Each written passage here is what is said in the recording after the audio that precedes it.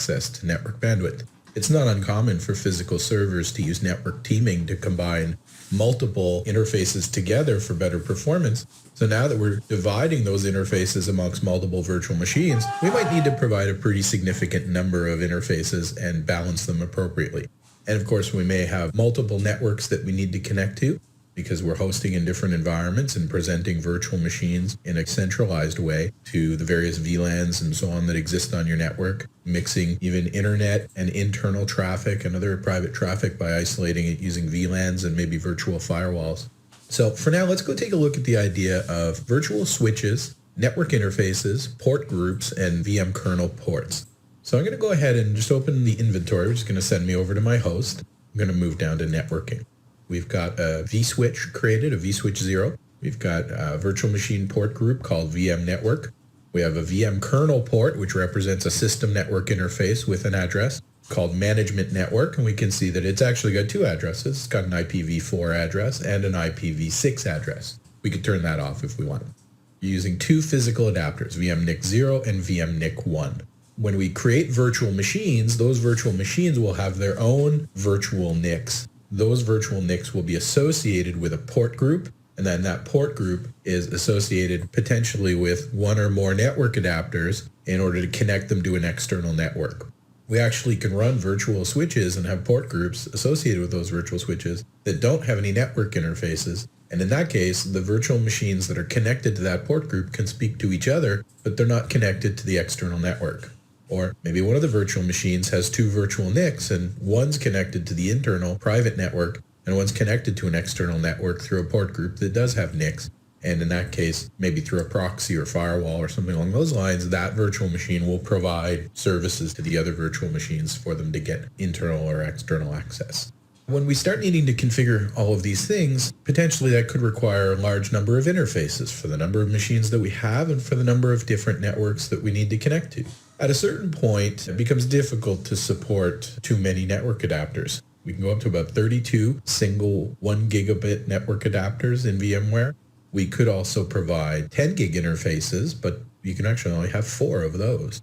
Once again, that's going to limit potentially just how many networks we could connect to if we're just doing it using network cards. If we use VLANs and we actually extend the VLAN environment into VMware as if it was a switch, so we can have it participate in trunking with other switches and share their VLAN information, share their MAC address tables, share their VLAN configurations, and provide the ability to aggregate lots of different VLANs over the same NICs. This is really the way to achieve large scale, although it's going to require very specific configurations on our switches.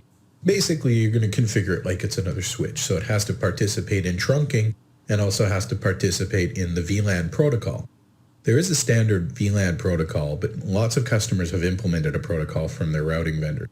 So in those cases, you may not be able to participate, or they might need to replace their VLAN protocol. That could be a little bit difficult to coordinate. And for environments in between, then potentially you'll just use the additional network interfaces. But for very large environments, that's something that's going to have to be looked at and considered. But of course, then that raises all sets of security questions and also questions about who manages it and so on. It's also quite interesting that you can actually install other virtual switches into VMware. So for example, the Cisco Nexus 1000 is the best known example of this, and it actually provides a full-scale Cisco IOS in a virtual switch that runs inside VMware, but all the protocols work and all the management tools work, and it can be managed by the people who manage Cisco devices in the way that they're used to doing it. So that can make things easier. Even though we're having overlap between administrative boundaries and even security boundaries, we can still keep those managed independently and make sure we have visibility into what's going on at each of the different layers. This is still going to be very important that everyone coordinates network, storage, and servers now in a way that we haven't needed to do previously. Now, potentially, I may want to add more network interfaces to that configuration to make it perform better or whatever, or maybe I need a different configuration for certain virtual machines. So let's take a look at the settings of what we have, and then we'll see how we could modify it to better meet our needs.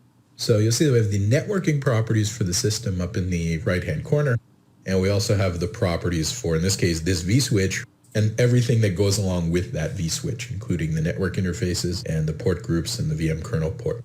So I'm going to start with the system network properties, and if we go in there, you can see that basically we can turn off IPv6, and that's all you get. If you click Add Networking, that's a little bit different, and we're going to have the option to create a new virtual switch and or new port groups and so on. We'll take a look at that in a second. First, let's take a look at the properties of vSwitch 0. And here you can see that it actually represents not only the vSwitch properties, but we do have access to the port group properties and the VM kernel port. So virtual switches are effectively switches. They do almost everything typical Ethernet switches do. In certain ways, we need to treat them like switches, and we might need to set up things like trunking, but they don't do spanning tree, and they don't do forwarding of any traffic. Anything that comes in on a physical interface is not going to get passed back out a different physical interface, which of course is what a switch would normally do. So only the traffic that's coming out of our virtual machines or going to our virtual machines or to the system addresses themselves is going to be allowed. But you can see what we've got here is a vSwitch with 120 ports by default. If we click Edit, you'll notice that if we need more than 120 virtual NICs associated with that virtual switch, we're going to need to increase this number. You could decrease it, but you're really not losing a lot of memory for this, so I wouldn't worry about it too much. And you'll see we can boost this up to just over 4,000. Although you can do this, that number is actually shared across all the vSwitches on the system. So we can't have a dozen vSwitches that all have 2,000 ports each. That would get to be a fairly large environment. And I think at that point, you've probably exceeded the capacity of a single host anyway, and you can have some more vSwitches on your other hosts that are handling that workload. I'm going to go ahead and just leave this where it was. You can also change the TCP max transmission unit size. Shouldn't really be necessary to do this, but in some environments, if you're operating through firewalls or other network devices, gateways and things like that, potentially you may need to turn this down to accommodate some other type of protocol overhead.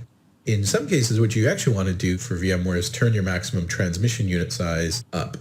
In typical general TCP, then we should be using 1500 byte packets max. But we now have the ability to use what are called jumbo frames. And using jumbo frames, we can move our MTU up to as much as 9,000 bytes, which is going to mean less packets, larger packets, mind you, but less of them. And therefore, some of the TCP overhead for things like congestion control and so on is reduced. In iSCSI-based environments, for example, is going to be very popular.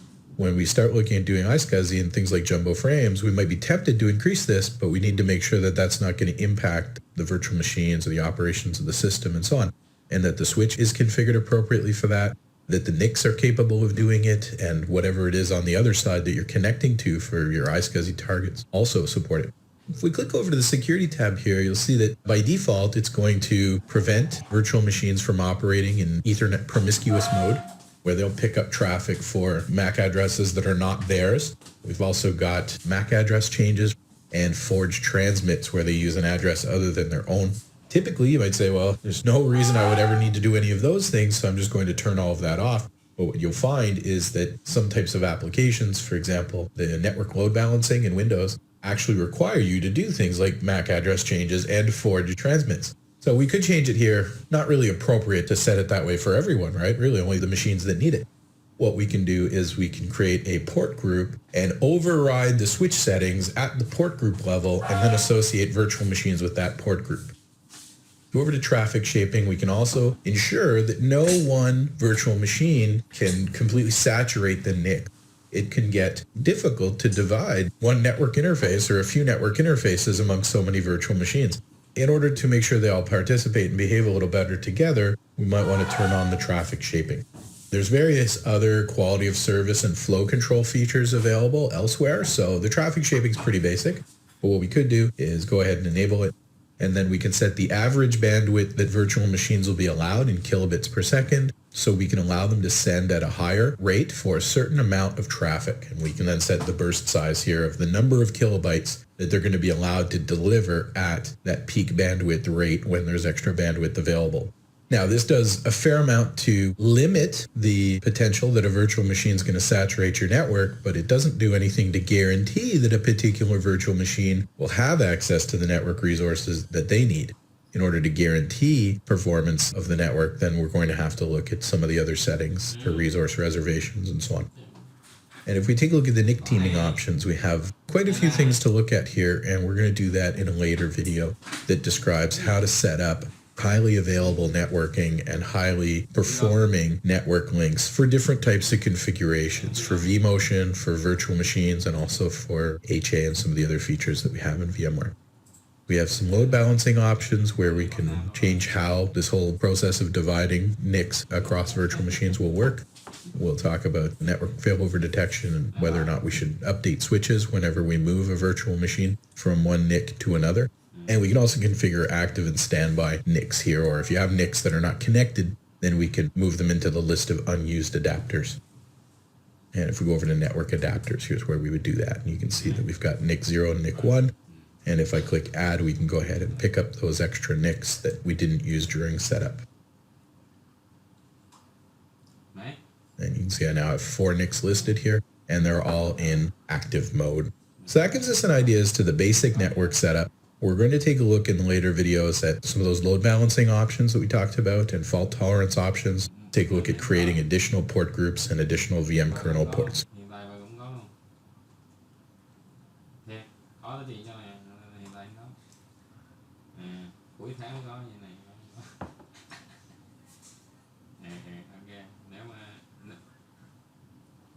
Nếu mà cần lắm thì cứ alo là tao xoay cho.